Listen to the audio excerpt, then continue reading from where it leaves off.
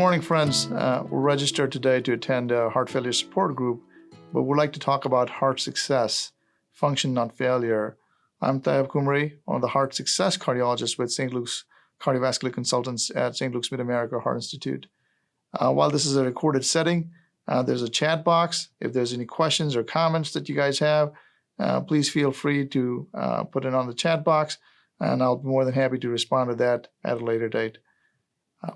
We'll start out with our circulatory system. Initially, the blood that is deoxygenated, that is without oxygen, returns from the body to the right side of the heart. The right side of the heart then pumps the blood into the lungs, which gets rid of carbon dioxide and gets oxygen into the blood. That's called refueling the blood. And that refueled blood gets to the left side of the heart, and the left side of the heart is responsible for sending blood with oxygen and fuel into the body. And then the body uses the oxygen and replaces it with carbon dioxide, which returns back into the lungs. When we think about a circulatory system, the main driver of the circulatory system is the heart. The heart is responsible for pumping blood both into the lungs and the body. The heart itself is like a house. It has walls and plumbing. It has doors and windows and is an electrical system. The house has different parts to its function. The main function is the squeezing function of the heart, or what we call systole of the heart. That's when the heart is contracting and sending the blood forward. Most people think about that as being the most important part and function of the heart. What we also know is that while squeezing function is important, equally important is the relaxing function of the heart, or the diastole, or the filling function of the heart. Because if the heart can't fill with blood, it can't really forward flow the blood. Again, like I said, the heart is like a house with a lot of different parts to it. And why does the heart fail? Well, the heart fails when any of that parts of the house break down. But is that really failure? No, we don't think so. We think it's a bad name, because the heart has really not failed. It's just not able to keep up with the functions of the body. So is there a definition of heart failure? Well, over the years, the definition has changed and we've used different definitions. But there's more a universally accepted definition that has been published in the medical literature these days. We define heart failure as a progressive condition in which the heart loses its ability to pump enough blood to supply the body's needs. Now, there's some objective findings that need to be associated with these that are used by the doctors to diagnose heart failure, and we'll talk about that in the later part of the presentation. So what makes our heart malfunction? Again, like I said, any part of the house may break down. The walls may become crumbly and weak, and hence it can't function and cannot eject blood, or they may become thick and hardened and may not be able to fill. The valves may get leaky and sticky and may cause the blood to not flow forward, or may cause the blood to leak backwards. The plumbing, which is the heart arteries, may get clogged up and cause heart attacks, which can lead to the heart not functioning. And last but not the least, the electrical system can either stop functioning or can start malfunctioning, causing the heart to either beat too slow or beat too fast, causing the heart to malfunction. So again, there's not one specific cause for heart failure. Having said that, what are the symptoms of heart failure? Well, the most common symptom of heart failure is swelling. Where does swelling occur? Well, swelling can occur in any part of the body. Most commonly, people think about swelling in the legs. But having said that, only 50% of the patients who have heart failure will have swelling in the legs. Some people will notice swelling in the belly. And while some people may not notice swelling in the belly or the legs, but only may note weight gain. Again, it's important to note for swelling and weight gain because those are one of the most common symptoms of heart failure. Shortness of breath is another common symptom. The shortness of breath can be at rest with exertion. Sometimes it can cause symptoms like wheezing, and sometimes it can cause difficulty laying down, which can cause shortness of breath when you lay down. Again, doctors use a term called orthopnea, a very specific symptom that's associated with heart failure. Another symptom of heart failure associated with shortness of breath is difficulty bending down when you're sitting down or trying to tie your shoelaces or leaning forward to pick up stuff from the floor. More recently, that has been identified to be a common symptom in people with heart failure. The other symptoms that are less common is lightheadedness, fatigue, and dizziness. Again, these are unusual symptoms, but sometimes associated with the medications that people take for heart failure. People can sometimes lose their appetite, get nauseated, and sometimes have racing heartbeats. More uncommonly, sometimes patients present with what we call sudden cardiac death, in which the heart stops. What are the risk factors for heart failure? The most common risk factor for heart failure is hypertension. In the United States, 1 in 4 people have hypertension, which may or may not be well controlled. Again, it's a very easily modifiable risk factor, but still very common and hence highly associated with the risk of heart failure. And we know that having poorly controlled blood pressure increases the risk of having heart failure by more than 50%. So we do believe that hypertension is the most likely and common risk factor associated with heart failure. The second more common risk factor, which is unfortunately getting more prevalent, is obesity, especially people who have what we call a body mass index of more than 30 are twice at high risk of having heart failure compared to folks that do not have obesity. In the United States, again, like I said previously, obesity is getting more prevalent and hence is becoming a more common risk factor associated with heart failure. As I said before, when heart arteries get clogged, they cause heart attacks, which can lead to heart failure, and diabetes, which is also getting more prevalent, can cause heart failure. There are other common risk factors that a lot of people do suffer from, including sleep apnea and heart valve problems that can cause heart failure. And uncommon causes of heart failure include viral infections. In the last 3 years, we have seen a lot of heart failure related to viral infections, especially COVID-19 infections, though thankfully, most of them tend to be transient and most people are able to recover from that very easily. There are other common causes, unfortunately, that are seen more commonly in the society, including use of alcohol and drugs, especially methamphetamine and cocaine, are commonly associated with heart failure. One cause of heart failure is also chemotherapy drugs, especially those that are commonly used for breast cancer. And the last cause, which is starting to get more commonly recognized, is genetic causes. In the past, we used to think that less than 10% of heart failure causes were related to genetic causes, but more recently we believe that genetic conditions are more common and may be also responsible for heart failure in the setting of other risk factors. So it's important to kind of be familiar with heart failure symptoms, especially if you have family members who have heart failure. We're talking about more about heart failure facts. One of the things we said earlier, it's a very common condition and it seriously affects patients' lives. In the United States, in people over 20 years of age, it affects about 6 million people. That's approximately about 2% of the population. And as we see in this graph, it definitely becomes more prevalent beyond 40 and 60 years of age. So much so that when we think about folks over 80 years of age, about 1 in 8 people have some form of heart failure. So it's a condition that's very common, especially as we get older. What are the other facts about heart failure? Again, 1 in 5 people will develop heart failure at some point in their life. It's also a very common cause of being admitted to the hospital, and based on the most recent data, it's the most common cause of being admitted to the hospital. It's a very expensive condition, both on a personal level and the community level, and we estimate that the annual cost of healthcare related to heart failure is about $30 billion in the United States. It does not only significantly affect length of life, but also quality of life because of symptoms of shortness of breath and inability to do things that one may like to do.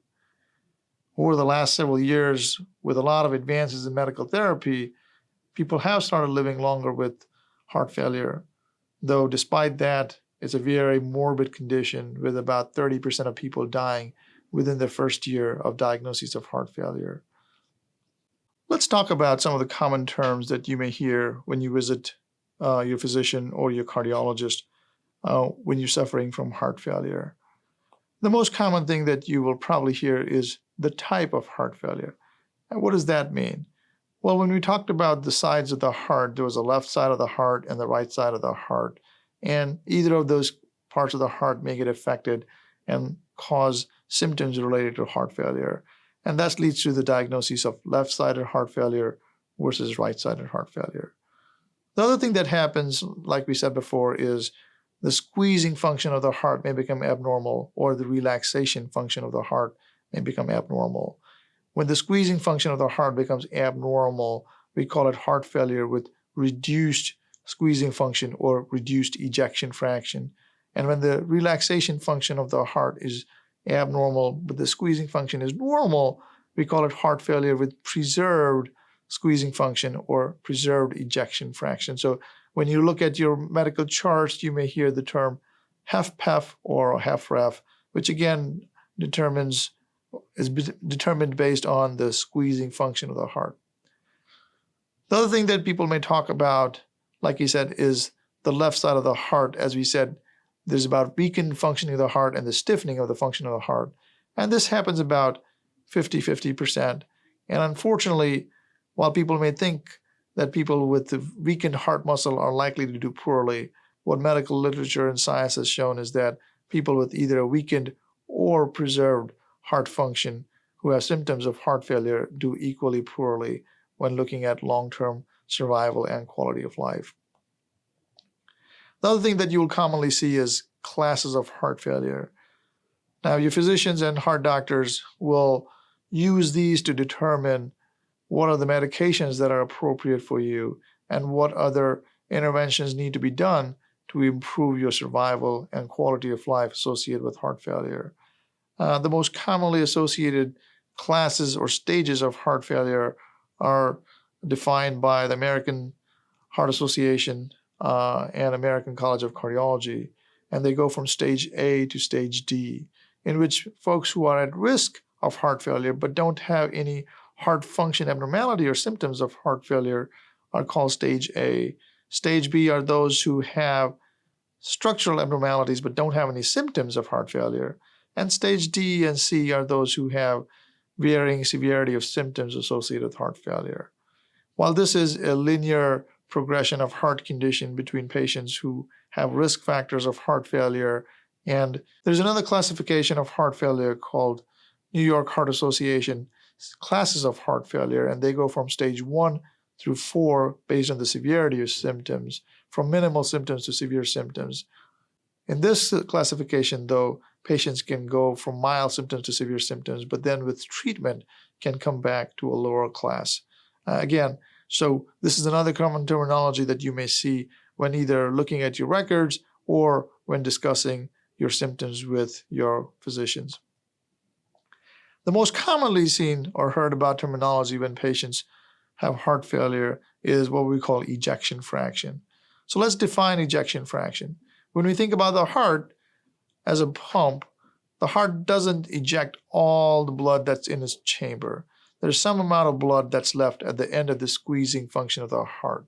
And the ratio of the total amount of the heart blood pumped versus the amount of fluid in the chamber at the beginning of the squeezing function is what's called ejection fraction. What is the normal ejection fraction of the heart? Well, the normal ejection fraction of the heart is anywhere from 50 to 70%. When we think about mildly reduced ejection fraction, it's 41 to 49%, and moderate to severely reduced heart function is less than 40%. Most people think that ejection fraction is the be-all, end-all about how bad your heart failure is. And this used to be the thinking 20, 30 years ago. What we clearly know now is that this is only a small part of the story in people with heart failure with both preserved and reduced ejection fraction, because the heart can compensate even in the setting of reduced heart function in a lot of patients, and even patients with significantly reduced ejection fraction may have very good quality and quantity of life. When we talked about diagnosis of heart failure, we did say that not only are symptoms important, but there's some testing that goes along with it to define heart failure. And not only define heart failure, but to quantify the severity of heart failure. So when you see a cardiologist, what are the testings that you should expect? And another question is what are the things you should expect at an appointment when you see your cardiologist? The first thing your cardiologist will ask you about is your symptoms of heart failure. And like we talked about, the symptoms that he's going to talk to you about is shortness of breath, swelling, whether it be in your belly or legs or any other part of the body, difficulty of laying down, changes in weight. The other thing he's going to ask you about is your blood pressure, if you have been routinely checking your blood pressure. And the last thing they will ask you about is how far you can walk, because that is what they use to define the severity of your symptoms. When you're in the doctor's office, they will check your blood pressure and they'll get an EKG on a regular basis. They'll also do a physical examination to look for signs of excess fluid. They'll commonly look at your neck and while you're laying back a little bit to define the amount of fluid that you're retaining. This is what the doctors are looking at is your jugular vein and assessing the amount of fluid that the heart is retaining. They may also get some heart imaging testing that we're going to talk about a little bit more. The heart doctors may then prescribe medications depending on what they feel your fluid retention levels are, your blood pressure is, and depending on what the test results show. And in some cases, if you have low oxygen levels, they may recommend potential use of additional oxygen. The other thing that the doctors will routinely talk about is lifestyle modification. This is very commonly done when you see and visit with your physicians. And this is not true only in the heart doctor's office, but in any practitioner's office. They'll be talking about restricting diet, including restricting sodium, restricting the amount of fluid, increasing your activity, and avoiding substances like tobacco, alcohol, and other heart-stimulating and heart-damaging substances. The first and most commonly done test is blood work. This is routinely done, and the doctor is looking for your blood counts. The reason for that is if you're anemic, this can put more strain on the heart and can cause your heart failure to get worse. They're also looking for your blood sodium and potassium levels because medications that you take for heart failure may affect your blood sodium and potassium levels. And they're also looking for kidney function and thyroid function because those can get affected by heart medications. Also, making sure that you have normal thyroid function is really important to optimize your heart status. The other specialized test that they may do with blood work is looking for a blood marker called troponin and a blood test called BNP. These are blood tests that are used to assess for heart injury or to assess extra fluid levels in the heart. Heart doctors will also get x-rays of the chest to look for heart enlargement and to look for your lungs and to see if there's a fluid retention in the lungs called pulmonary edema. Unfortunately, chest x-rays, while done routinely, may be not as useful as we think as maybe because only about 20% of people who actually have fluid retention in the lungs will show abnormal chest x-rays. So don't be surprised if the doctor reports that the chest x-ray was normal, but you are having significant symptoms of shortness of breath related to fluid retention. Electrocardiograms are commonly done in the hospital and the offices in patients with heart disease. They're very basic tests that have been around for more than 100 years, and it looks at the spark plug of the heart and the electrical cables of the heart. As we said, abnormalities of these functions can be either responsible for heart failure or in people who have significantly abnormal heart disease can have abnormalities develop in these systems. The more advanced testing that we're going to talk about that is done to assess your heart in a more detailed fashion is called an echocardiogram, more commonly called an echo. This is an ultrasound of the heart. An ultrasound is a test that most people are very familiar with. It's a test that the doctors will prescribe in pregnant women looking for babies, or if you have a gallbladder issue, looking for gallbladders, or looking at a kidney for kidney stone. But this is an ultrasound done for the heart. It's done using a special probe that is put on the chest wall with a cold gel between your chest wall and the machine. And they're able to look between your rib cage and look at the heart through different angles. And that's able to assess the squeezing function of the heart, the relaxation function of the heart, and is also able to assess the function of the heart valves. While this test is very comprehensive, unfortunately, it cannot look for blockages in the heart arteries or look for abnormalities in the electrical system of the heart. We do more testing to look for blockages and other causes of heart failure, including tests like a stress test, which looks for blood flow in the heart. We tend to do MRIs, which are very specialized tests looking for abnormal function and cause of the abnormal function of the heart.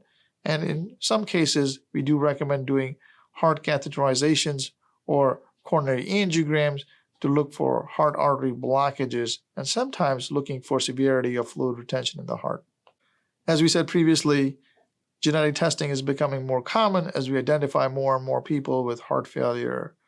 Again, when we offer genetic testing to the patients, it's really important to receive counseling about the social and societal impact of genetic testing because there may be unexpected implications of the results of the genetic test.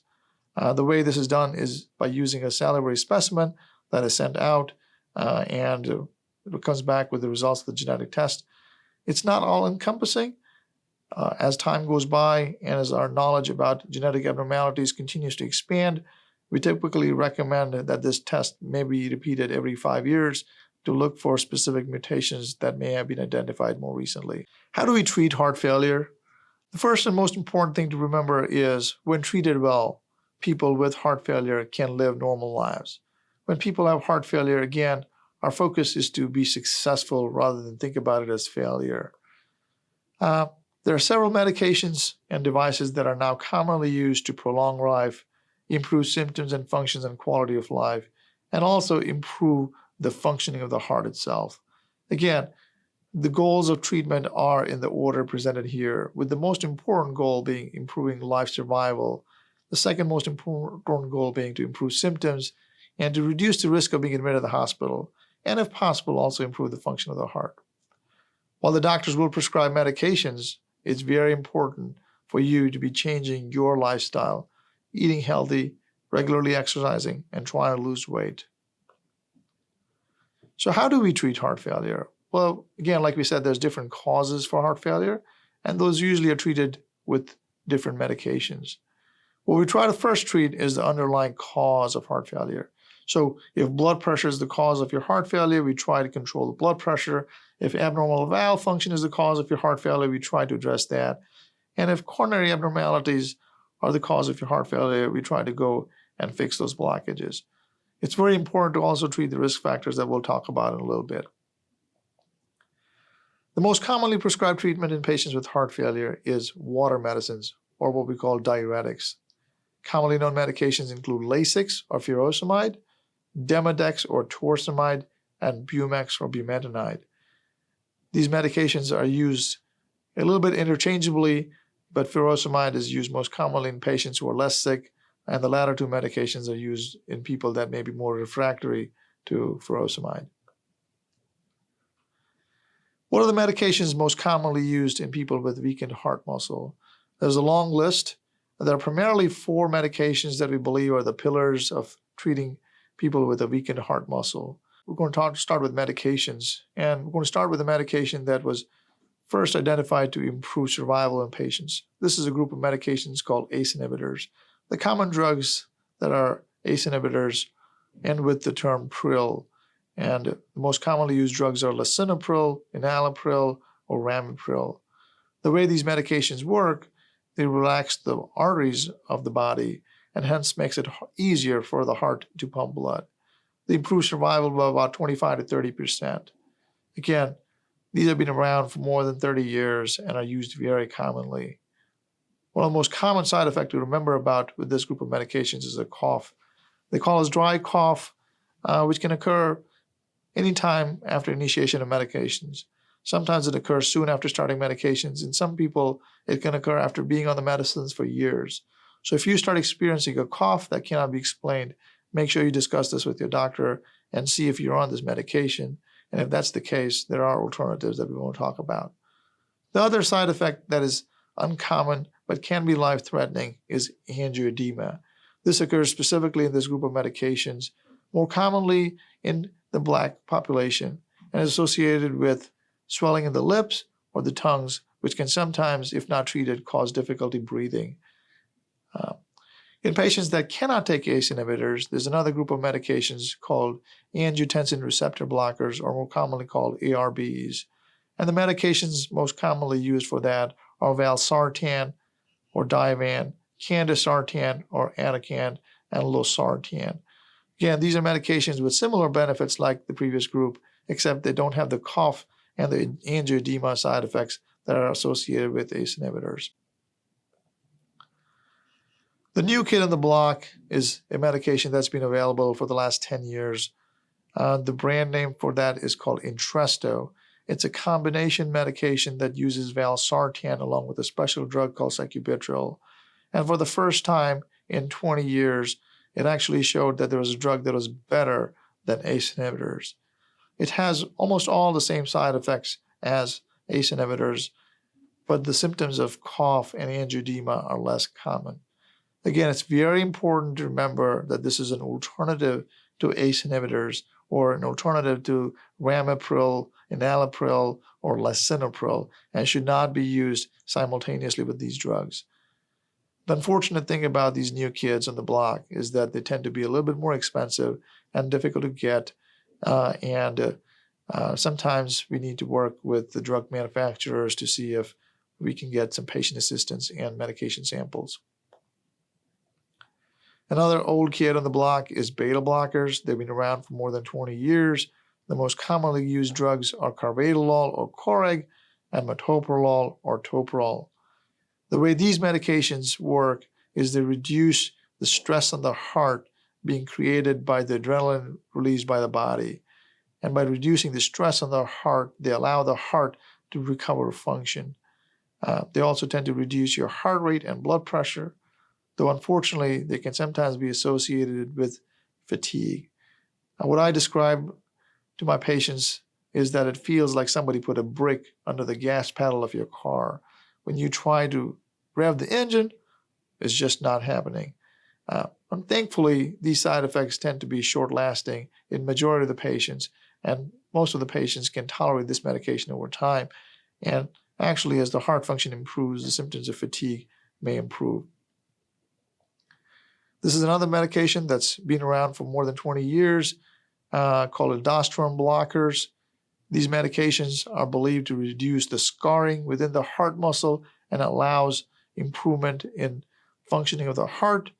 They also tend to be weak diuretics or weak water medicines that can augment the function of the diuretics we talked about earlier. We have to be careful when you take these medications, especially in combination with the other heart medications, since they can potentially cause life-threatening increases in blood potassium levels. And when being started on these medications, your doctors will routinely check blood work on frequent periodic intervals to assess for blood potassium levels. It's very important to be careful when you start taking this medication with the previous group of medications, especially the ACE inhibitors and the ARBs, because a combination of these medications can cause life-threatening increase in blood potassium level. So it's very important to make sure that you stop taking your potassium supplements that you may be taking over the counter and be on a low potassium diet that can be discussed with your physicians. Another uncommon side effect of spironolactone is breast enlargement, especially in men. It's uncommonly associated with breast cancer, but if you do develop breast enlargement, then we can change you over to alternative medication with the eplerenone, which is known to have similar benefits of spironolactone. The last kid in the block, which has been around for the last 2 or 3 years, and probably most commercially recognized because of marketing from drug companies, are SGLT2 inhibitors. The most common drugs in this group are Farxiga, Jardiance, and Invokana. These drugs were initially designed to be diabetic medications, but more recently we have identified them to be highly useful medications in people with heart failure with weakened heart muscle. They also act as mild diuretics and cause some weight loss, which are also very beneficial effects of this medication. Unfortunately, like Entresto, they are newer and tend to be expensive and difficult to get. Less common side effects of this medication are genital yeast infection or urinary tract infection, especially in women, which occurs in less than 1% of patients. and can be treated with over-the-counter or prescription medications. In patients that cannot tolerate the last 4 groups of medications or continue to have symptoms despite being treated with all 4 groups of medications that we discussed previously, second-line drugs that can be used to improve symptoms or heart failure include digoxin, which is a medicine that's been available for centuries, a combination of medicine called hydralazine and isosorbide, which is very inconvenient to take since it's 2 medications taken 3 times a day. And the other 2 medications, both ivabradine, which slows down your heart, and vericiguat, which is a new medication that relaxes the arteries in your body, which tend to be highly expensive. Unfortunately, while we have a lot of treatment options in patients that have a weakened heart muscle or weakened squeezing function of the heart, the treatment regimen is more restricted in people who have stiffening of the heart muscle. We believe that part of the reason may be that in those patients, it's not just a heart problem, but there may be other issues that may be happening at the same time, which makes it more difficult to treat. The primary focus in these patients is to try to remove the extra fluid in the body using diuretics with the same medications that are used previously described, including furosemide, torsemide, and bumetanide. There is some newer data that shows that the newer drugs with Jardiance, Farxiga, and Invokana may be helpful in this group of patients to improve their risk of hospitalization and to improve their quality of life.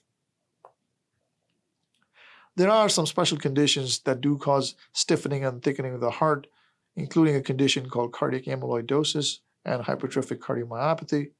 In the last 5 years, there are new targeted medications that have become available for these specific conditions that have been associated with significant improvement in both survival and quality of life. The important thing about these medications is we tend to start them slow and gradually increase the dose of the medications. Sometimes as a patient, this can be very frustrating because every time you go to the doctor's office, there's an increase in the dose of the medication or the addition of an extra medication, or the doctors are being pawns to the pharmacy industry. But that's not the case. The reason that these medications are started slowly is because they do tend to reduce your blood pressure and can have serious side effects if you start out at higher dose. Be patient with your doctors. Stick with your medications. Even if you do have some side effects in the beginning, try to stick it out, because if you do tolerate them, they are associated with significant improvement in survival, improvement in quality of life, and also improvement in heart function. The one thing that's really important in patients who do suffer from heart failure is trust and communication with your heart failure. I personally believe that if you do not have trust with your heart doctor or your physician, you need to find an alternative physician, because without that trust, you will not get better. Besides medications, what else can be done? We recommend exercise or cardiac rehab in most patients with heart failure. Unfortunately, while this is currently only approved by insurances in people that have weakened heart function, we do have data that it's useful in people with all forms of heart failure. Why does exercise help? It improves muscle tone, it improves bone mass. It is able to allow your heart to be able to get the function done with less energy consumption. What level of exercise is recommended? Well, we recommend doing about 30 minutes of aerobic exercise 5 days a week for a total cumulative 150 minutes a week. The advantage of formal cardiac rehab referral, which is usually recommended with 12 weeks of exercise sessions 3 days a week, is also a good time to be able to get more education about heart failure and also have shared experiences with other patients that may be suffering from similar symptoms, along with getting the benefits of exercise. How else do we treat heart failure? Like I said, we treat the underlying conditions and we also treat the underlying risk factors.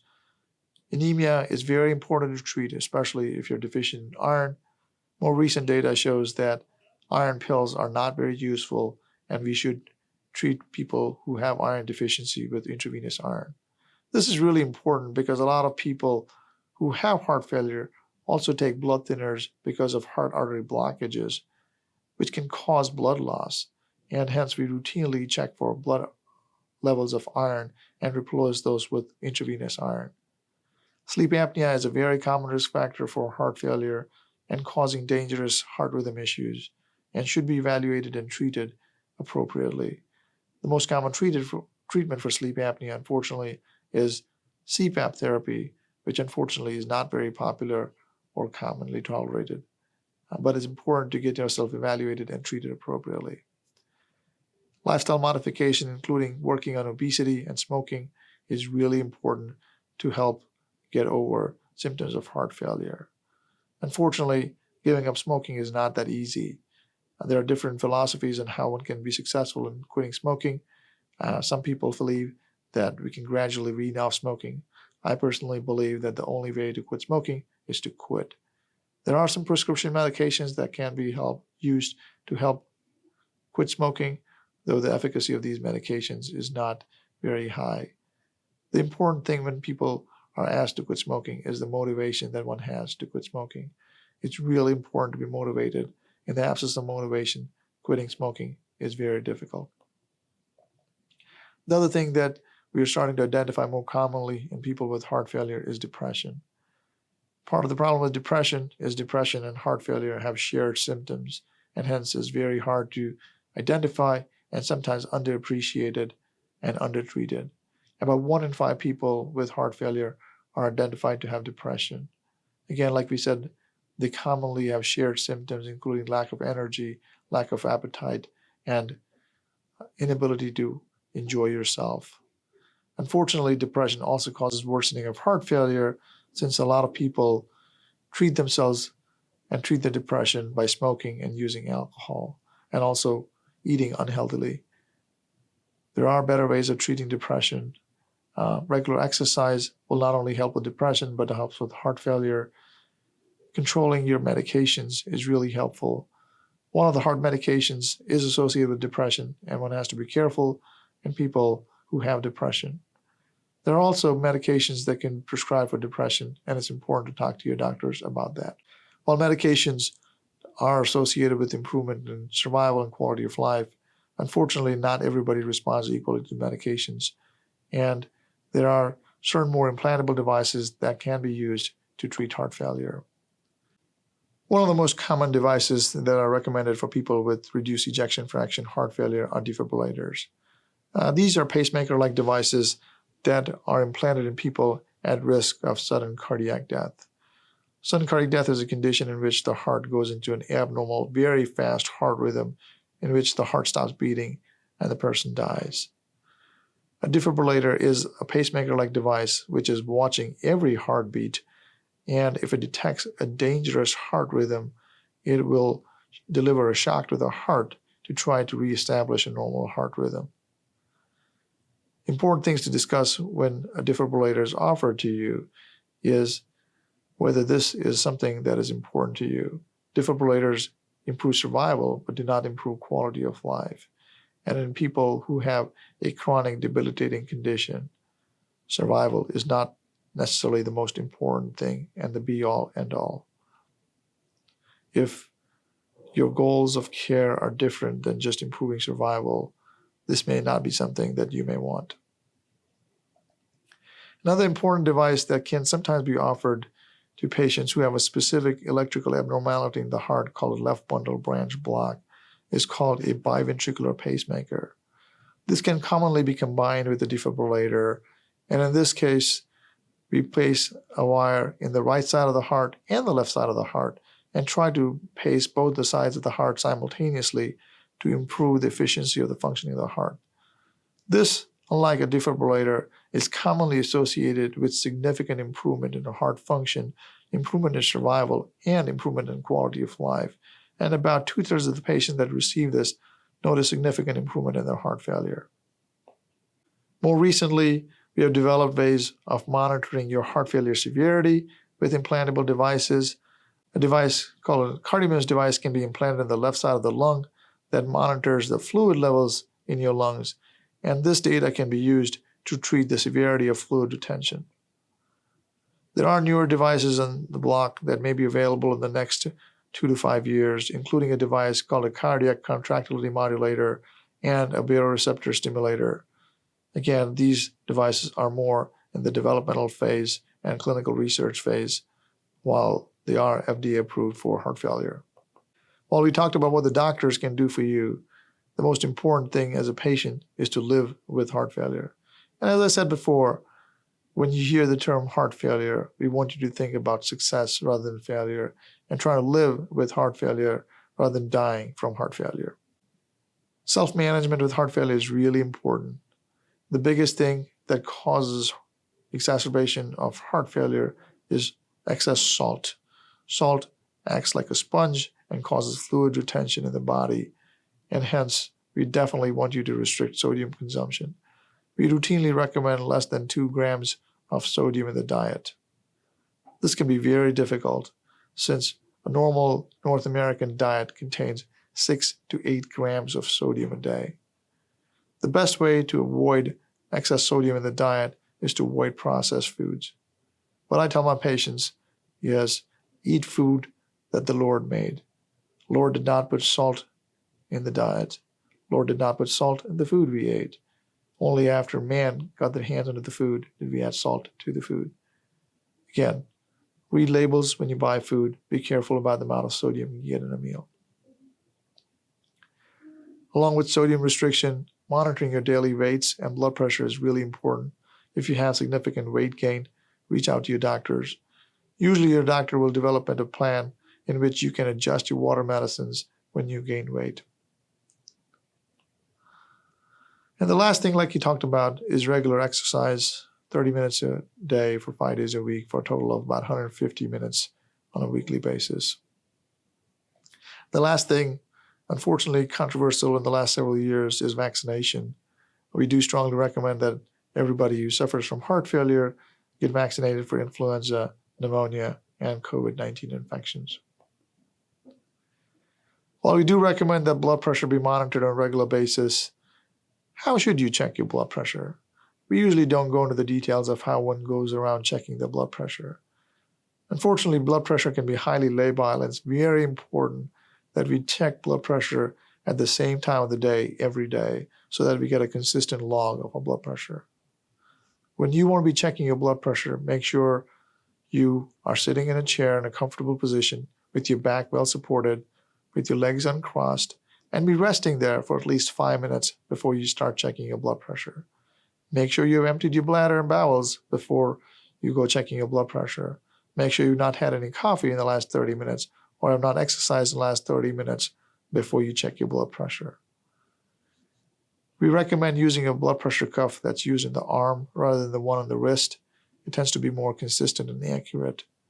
We usually recommend obtaining 3 readings and then using an average of those 3 readings for blood pressure monitoring.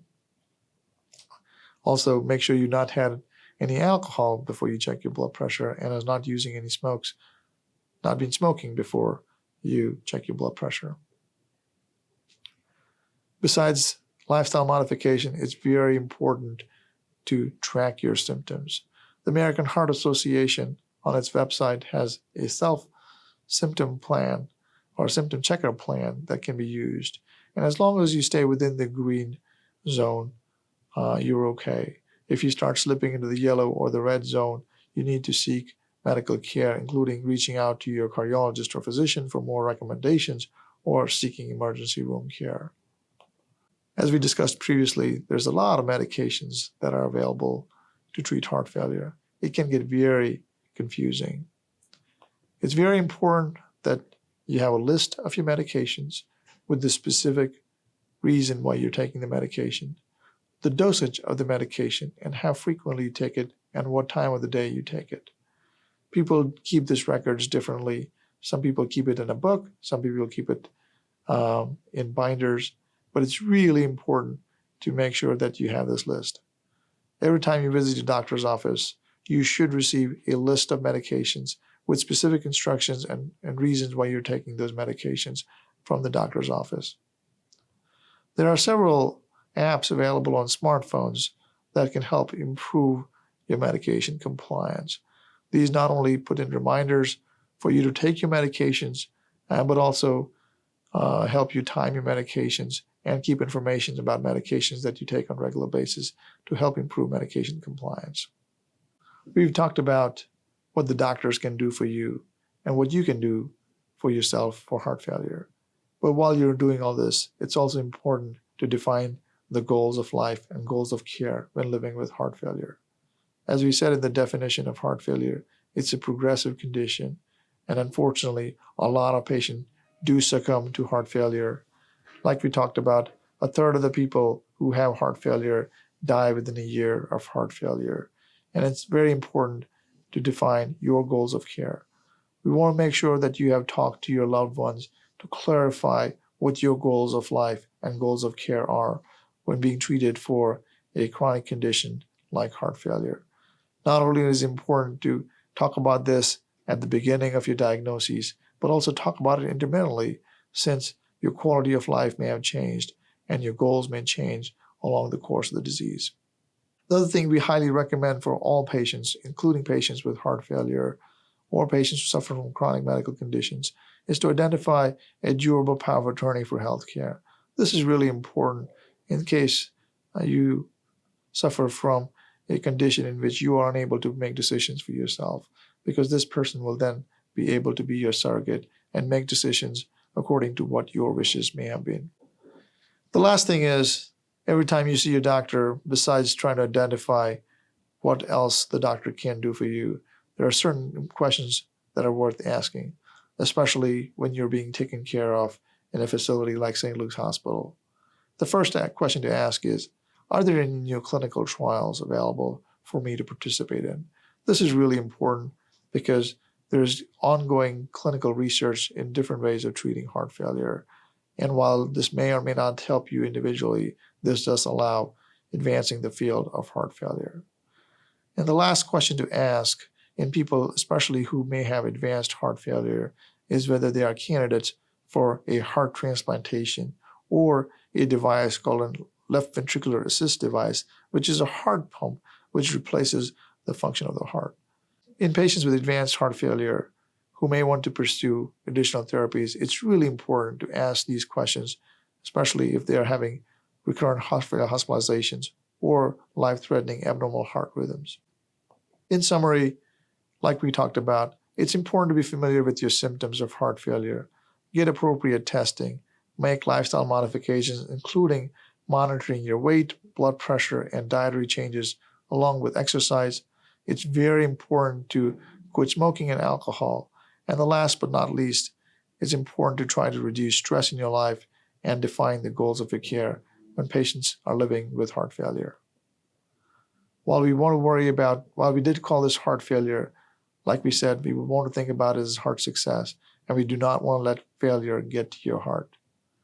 There are a lot of community resources available for people with heart failure. There are several of these listed on this page, and feel free to use them. Thank you again for attending this heart failure educational seminar. Again, what we talked about is a very short summary of everything that we have and can do for people living with heart failure. Feel free to reach out to us with any questions regarding yourself or your loved ones who may have heart failure or may have symptoms that are concerning for heart failure.